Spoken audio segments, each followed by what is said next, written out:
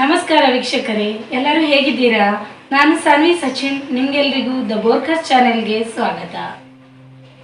ಇವತ್ತು ನಾನು ನಮ್ಮ ಮನೆಯಲ್ಲೇ ಬೆಳೆದಂಥ ಬಸಳೆ ಸೊಪ್ಪಿನ ಸುಕ್ಕ ಪಲ್ಯನ ಮಾಡಿ ತೋರಿಸ್ತಾ ಇದ್ದೇನೆ. ಬಸಳೆಯಿಂದ ನೀವು ಬೆಂದಿ ಸಾಂಬಾರು ಹುಳಿ ಇದೆಲ್ಲ ತಿಂದಿರ್ತೀರಾ, ಆದರೆ ಸುಕ್ಕ ಪಲ್ಯ ಸ್ವಲ್ಪ ಚೇಂಜ್ ಅಂತ ಮಾಡ್ತಾ ಇದ್ದೇನೆ. ಇದು ತಕ್ಷಣಕ್ಕೆ ಮಾಡಿ ತಿನ್ನುವಂಥದ್ದು, ತುಂಬ ಸುಲಭವಾಗಿದೆ ಹಾಗೂ ಕೆಲವು ಸಾಮಗ್ರಿಗಳನ್ನು ಬಳಸ್ಕೊಂಡು ಮಾಡ್ತಾ ಇದ್ದೇನೆ. ಹಾಗಾದರೆ ಬನ್ನಿ ಈಗ ಸುಕ್ಕ ಪಲ್ಯನ ಮಾಡೋಣ. ವೀಕ್ಷಕರೇ, ನಿಮಗೆ ನಮ್ಮ ಎಲ್ಲ ವಿಡಿಯೋಸ್ಗಳು ಇಷ್ಟ ಆಗ್ತಾ ಇದ್ರೆ ಲೈಕ್, ಶೇರ್, ಕಮೆಂಟ್ ಮಾಡಿ ಹಾಗೂ ನಮ್ಮ ಚಾನೆಲ್ನ ಸಬ್ಸ್ಕ್ರೈಬ್ ಮಾಡೋದನ್ನು ಮಾತ್ರ ಮರಿಬೇಡಿ. ಬನ್ನಿ ಈಗ ಬಸಳೆ ಸೊಪ್ಪಿನಿಂದ ಸುಕ್ಕ ಪಲ್ಯನ ಮಾಡೋಣ.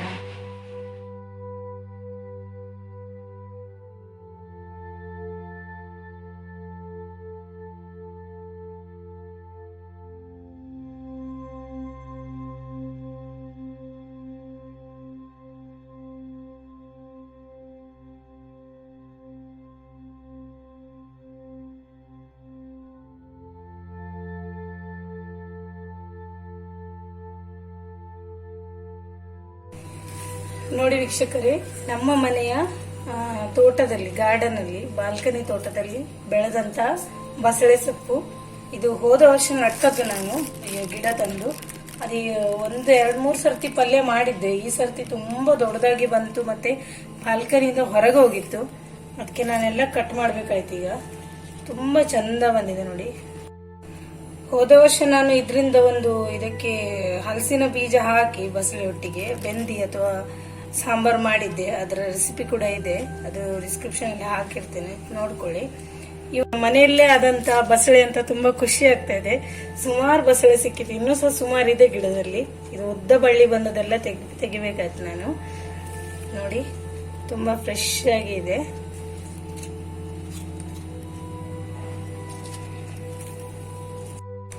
ಈಗ ನಾನು ಬಸಳೆ ಸೊಪ್ಪಿನ ಸುಕ್ಕ ಪಲ್ಯ ಮಾಡ್ತಾ ಇದ್ದೇನೆ. ಬಸಳೆ ಸೊಪ್ಪಿನ ಸುಕ್ಕ ಪಲ್ಯಕ್ಕೆ ನೋಡಿ, ಎಳತು ಬಸಳೆಯ ಎಲೆಗಳನ್ನೆಲ್ಲ ತೆಗೆದು ಅದನ್ನು ಸ್ವಚ್ಛ ಮಾಡಿ ತೊಳೆದು ಇಟ್ಕೊಂಡಿದ್ದೇನೆ. ನೋಡಿ, ತುಂಬಾ ಎಳೆ ಇದೆ ಎಲೆಗಳು.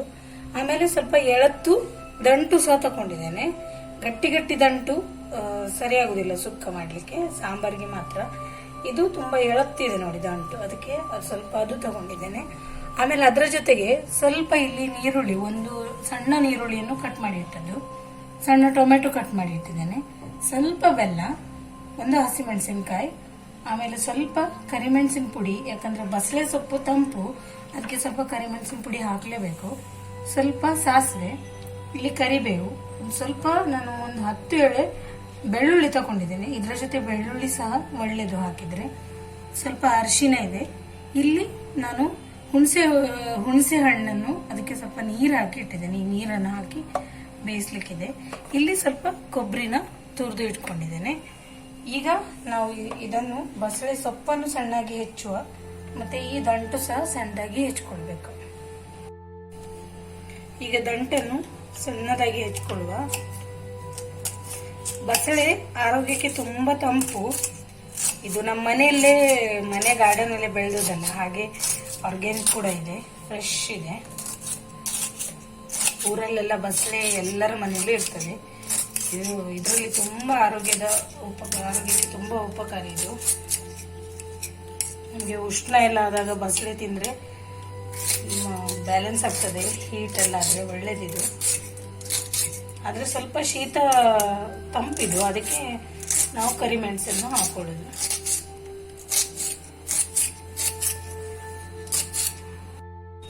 ಇದು ಎಳೆದಂಟು ನಾನು ತುಂಬಾ ಸಣ್ಣದಾಗಿ ಹೆಚ್ಕೊಳ್ತಾ ಇದ್ದೇನೆ, ಯಾಕಂದ್ರೆ ಅದು ಸರಿಯಾಗಿ ಬೇಯಬೇಕು. ನಾವು ಸಣ್ಣ ತವದಲ್ಲಿ ಮಾಡುದಲ್ಲ, ಅದಕ್ಕೆ ಅದು ಸರಿಯಾಗಿ ಬೇಯಬೇಕಲ್ವಾ. ಕುಕ್ಕರಲ್ಲೆಲ್ಲ ಬೇಯಿಸುದಿಲ್ಲ, ಅದಕ್ಕೆ ನಾನು ಸಣ್ಣದಾಗಿ ಹೆಚ್ಚುತ್ತಾ ಇದ್ದೇನೆ.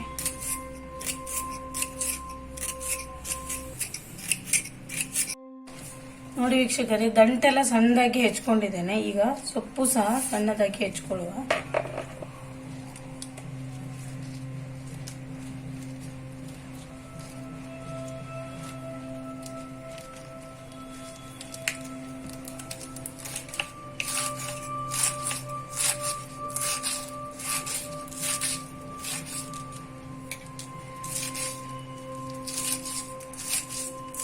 ಇದ್ರೊಟ್ಟಿಗೆ ನೀವು ಬಟಾಟೆ ಸೇರಿಸಿ ಸಹ ಮಾಡಬಹುದು.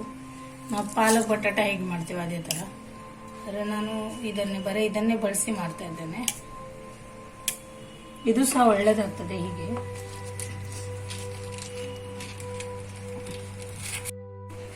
ನೋಡಿ ವೀಕ್ಷಕರೇ, ನಾನೊಂದು ಮಣ್ಣಿನ ಪಾತ್ರೆನ ತಗೊಂಡಿದ್ದೇನೆ. ಇದು ಬಿಸಿ ಮಾಡ್ತಾ ಇದ್ದೇನೆ, ಸ್ವಲ್ಪ ಬಿಸಿ ಆಗಲಿ. ಇದರಲ್ಲಿ ಸ್ವಲ್ಪ ಎಣ್ಣೆನ ಹಾಕೊಳ್ತಾ ಇದ್ದೇನೆ. 1-2 ಚಮಚದಷ್ಟು ಎಣ್ಣೆ ಹಾಕೊಂಡೆ. ಎಣ್ಣೆ ಚೆನ್ನಾಗಿ ಬಿಸಿ ಆಗಲಿ. ಎಣ್ಣೆ ನೋಡಿ ಚೆನ್ನಾಗಿ ಬಿಸಿ ಆಯ್ತು. ಈಗ ನಾನು ಸ್ವಲ್ಪ ಸಾಸಿವೆನ ಹಾಕೊಳ್ತಾ ಇದ್ದೇನೆ.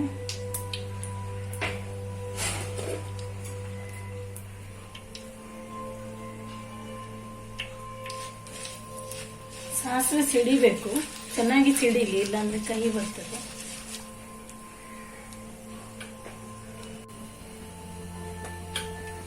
ಮಣ್ಣಿನ ಪಾತ್ರೆ ದಪ್ಪ ಇರ್ತದಲ್ಲ, ಅದು ಬಿಸಿ ಆಗಲಿಕ್ಕೆ ಸ್ವಲ್ಪ ಸಮಯ ಹಿಡಿತದೆ, ಸ್ಲೋ ಆಗಿ ಬೇಯ್ತದೆ. ಅದಕ್ಕೆ ರುಚಿ ಜಾಸ್ತಿ. ಮಣ್ಣಿನ ಪಾತ್ರೆ ಆಹಾರ ಮಾಡಿ ತಯಾರಿಸಿದ ಆಹಾರ ಎಲ್ಲ ರುಚಿ ಜಾಸ್ತಿ ಇರ್ತದೆ.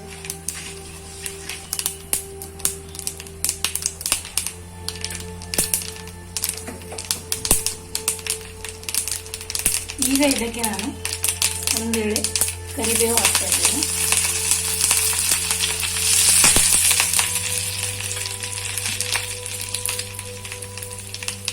ಈಗ ಬೆಳ್ಳುಳ್ಳಿನ ಹಾಕೊಳ್ಳುವ. ಬೆಳ್ಳುಳ್ಳಿ ನಾನು ಜಾಸ್ತಿ ಹಾಕಿದೆ. ಇದರೊಟ್ಟಿಗೆ ಬೆಳ್ಳುಳ್ಳಿ ಸ್ವಲ್ಪ ಜಾಸ್ತಿನೇ ಬೇಕು. ಬೆಳ್ಳುಳ್ಳಿ ಒಳ್ಳೆ ಕೆಂಪಗಾಗಲಿ.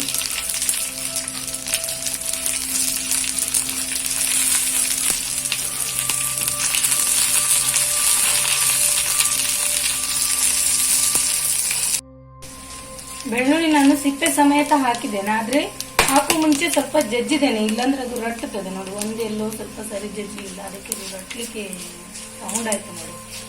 ಈಗ ಸ್ವಲ್ಪ ಜಜ್ಜಿ ಹಾಕಿದ್ರೆ ಒಳ್ಳೇದು. ಈಗ ನೋಡಿ ಬೆಳ್ಳುಳ್ಳಿ ಸಹ ಕೆಂಪಾಗ್ತಾ ಬಂತು.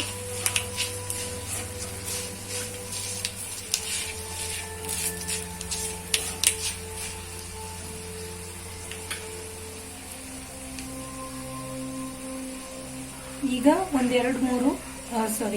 2 ಹಸಿಮೆಣಸಿನಕಾಯಿ ತಗೊಂಡಿದ್ದೇನೆ. ಅದನ್ನು ಉದ್ದಕ್ಕೆ ಹೆಚ್ಚಿಟ್ಟಿದ್ದೇನೆ.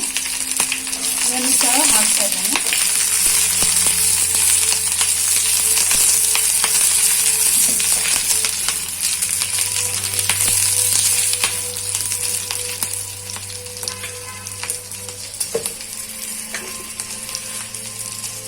ಈಗ ಒಂಚೂರು ಉದ್ದಿನಬೇಳೆ,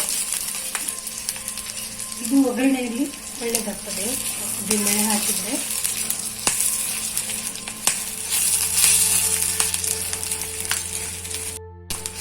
ಮಣ್ಣಿನ ಪಾತ್ರೆ ಒಗ್ಗರಣೆ ನೋಡಿ ತುಂಬಾ ಪರಿಮಳ ಬರ್ತಾ ಉಂಟು.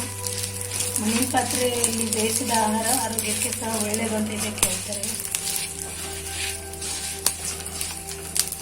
ಈಗ ನಾವು ಇದಕ್ಕೆ ಸ್ವಲ್ಪ ಈರುಳ್ಳಿನ ಹಾಕೊಳ್ಳುವ.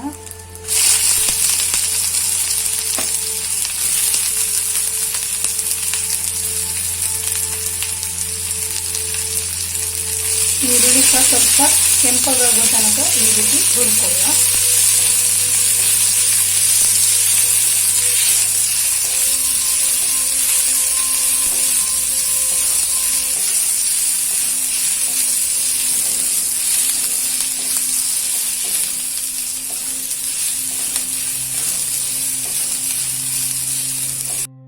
ಈಗ ನೋಡಿ ಈರುಳ್ಳಿ ಚಂದ ಕೆಂಪಾಯ್ತು. ಈಗ ಸಣ್ಣ ಟೊಮೆಟೊ ಹೆಚ್ಚಿಟ್ಟಿದ್ದೆ, ಅದನ್ನು ಸಹ ಹಾಕೊಳ್ತಾ ಇದ್ದೇನೆ.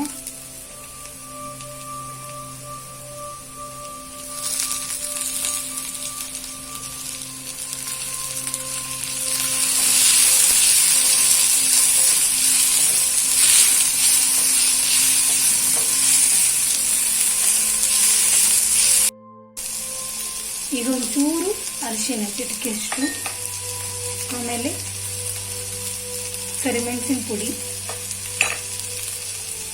ಒಂಚೂರು ಅರ್ಧ ಚಮಚಷ್ಟು ಬೆಲ್ಲ, ಕಪ್ಪು ಬೆಲ್ಲ ತಗೊಂಡಿದ್ದೇನೆ. ಆಮೇಲೆ ಒಂದು ಸರ್ತಿ ಈ ರೀತಿ ಬೆರೆಸ್ಕೊಳ್ಳುವ.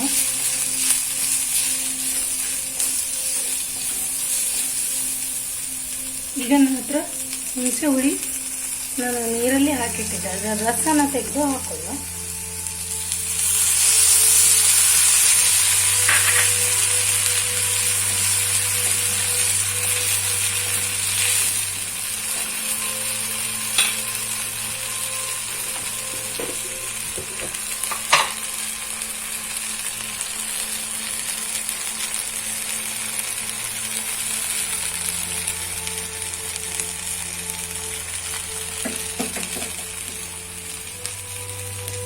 ಈಗ ರುಚಿಗೆ ಉಪ್ಪು ಒಂಚೂರು ಹಾಕ್ತೇನೆ.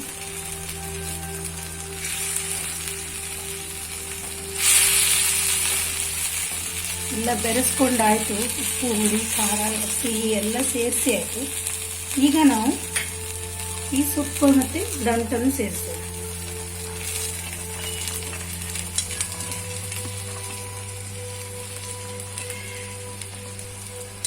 ಸೊಪ್ಪು ಬೇಗ ಬೇಯ್ತದೆ, ದಂಟು ಬೇಯಲಿಕ್ಕೆ ಸ್ವಲ್ಪ ಸಮಯ ಹಿಡಿತದೆ. ದಂಟು ಸ್ವಲ್ಪ ಹೊತ್ತು ಬೇಯಿಸ್ಕೊಂಡು ಆಮೇಲೆ ಸೊಪ್ಪು ಹಾಕು.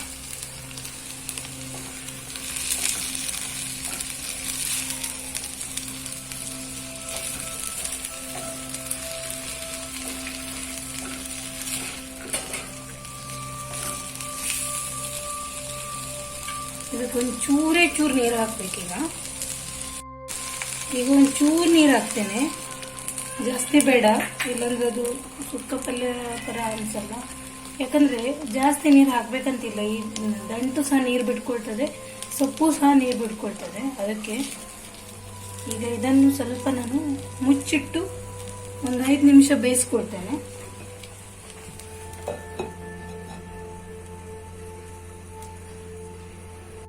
ನೋಡಿ ವೀಕ್ಷಕರೇ, ಅಲ್ಲಿ ಪಲ್ಯ ಬೇಯ್ತಾ ಇದೆ, ಅದರ ಜೊತೆಗೆ ನಾನು ಇಲ್ಲಿ ಸ್ವಲ್ಪ ಚಪಾತಿಯನ್ನು ಮಾಡ್ಕೊಳ್ತಾ ಇದ್ದೇನೆ ಊಟಕ್ಕೆ. ಇದರ ಪಲ್ಯ ಜೊತೆ ಚಪಾತಿನ ಬಡಿಸಿ ತೋರಿಸ್ತೀನಿ.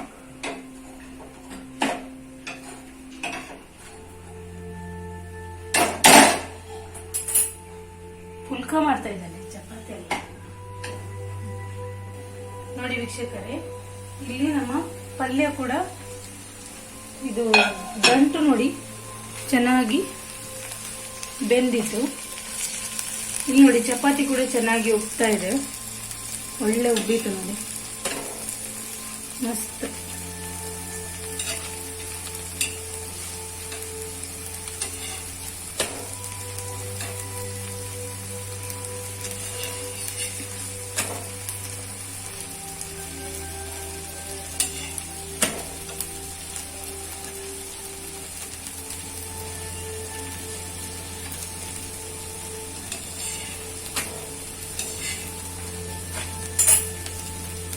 ಈಗ ಇದಕ್ಕೆ ನಾನು ಸೊಪ್ಪು ಸೇರಿಸ್ತೇನೆ.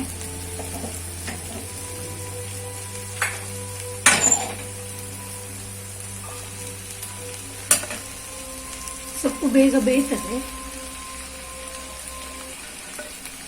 ಇದು ಅಂಟಂಟಾಗಿ ಇರ್ತದೆ, ಅಂದ್ರೆ ಇದರಲ್ಲಿ ನೀರಿನ ಅಂಶ ಮತ್ತೆ ಲೋಳೆ ಅಂಶ ಜಾಸ್ತಿ ಪ್ರಮಾಣದಲ್ಲಿದೆ. ಹಾಗಾಗಿ ಜಾಸ್ತಿ ಏನು ನಾವು ನೀರು ಸೇರಿಸಬೇಕು, ತುಂಬಾ ಹೊತ್ತು ಕಾಯಬೇಕು ಹಾಗಂತ ಏನೂ ಇಲ್ಲ.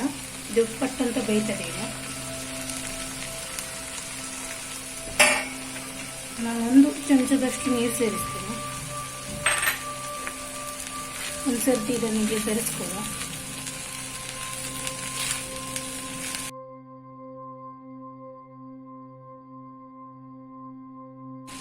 ಈಗ ಇದನ್ನು ಮುಚ್ಚಿಡ್ತೇನೆ.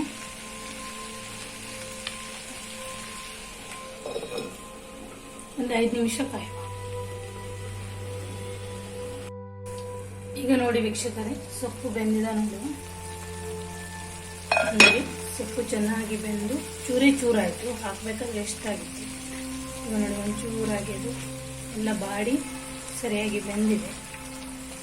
ಈಗ ಕೊನೆಯದಾಗಿ ನಾವು ಕೊಬ್ಬರಿನ ಆ್ಯಡ್ ಮಾಡೋಣ.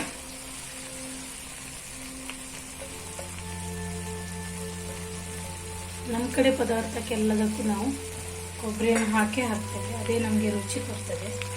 ಮತ್ತು ಈ ಸುಕ್ಕ ಪಲ್ಯಕ್ಕೆ ನಾವು ಕೊಬ್ಬರಿ ಸೇರಿಸಿದ್ರೆ ಪಲ್ಯ ಸಹ ಓದೋಗಿ ಬರ್ತದೆ, ಆಮೇಲೆ ರುಚಿ ಸಹ ಚೆನ್ನಾಗಿ ಬರ್ತದೆ.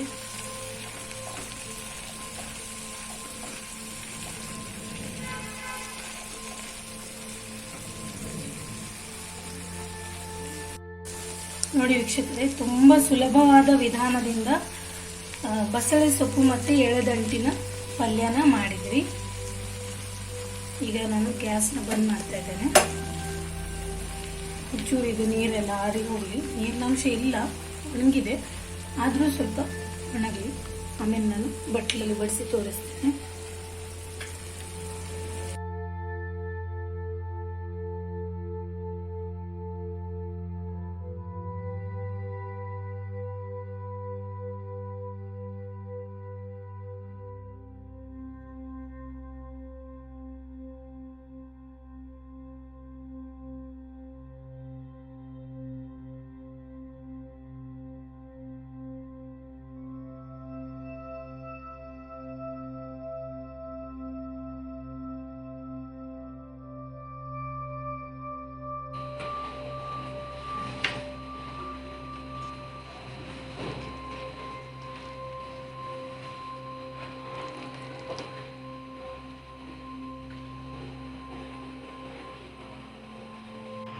ನೋಡಿದ್ರಲ್ಲ ವೀಕ್ಷಕರೇ, ನಮ್ಮ ಬಸಳೆ ಸೊಪ್ಪು ಮತ್ತು ಎಳೆದಂಟಿನ ಸುಕ್ಕ ಪಲ್ಯ ಜೊತೆಗೆ ನಾನು ಚಪಾತಿ ಕೂಡ ಬಳಸಿದ್ದೆ. ತುಂಬ ರುಚಿಯಾಗಿ ಬಂದಿದೆ. ರುಚಿ ನೋಡಿದೆ ನಾನು, ತುಂಬ ಚೆನ್ನಾಗಿ ಬಂದಿದೆ. ನೀವು ಸಹ ಇದನ್ನೊಮ್ಮೆ ಮಾಡಿ ನೋಡಿ, ತುಂಬ ಚೆನ್ನಾಗಿರ್ತದೆ. ನಮ್ಮ ಊರಿನ ಸ್ಪೆಷಲ್ ಬಸಳೆ ಸೊಪ್ಪಿನ ಪಲ್ಯ ನಿಮಗೆ ಇಷ್ಟ ಆಗಿದ್ದಿದ್ರೆ ಲೈಕ್, ಶೇರ್, ಕಮೆಂಟ್ ಮಾಡಿ ಹಾಗೂ ನಮ್ಮ ಚಾನೆಲ್ನ ಸಬ್ಸ್ಕ್ರೈಬ್ ಮಾಡೋದನ್ನು ಮರಿಬೇಡಿ. ಮುಂದೆ ಇದೇ ಥರ ನಮ್ಮ ಊರಿನ ಒಂದು ವಿಶೇಷ ಅಡುಗೆಯೊಂದಿಗೆ ಬರ್ತೀನಿ. ಅಲ್ಲಿ ತನಕ take care, bye bye. Thank you for watching.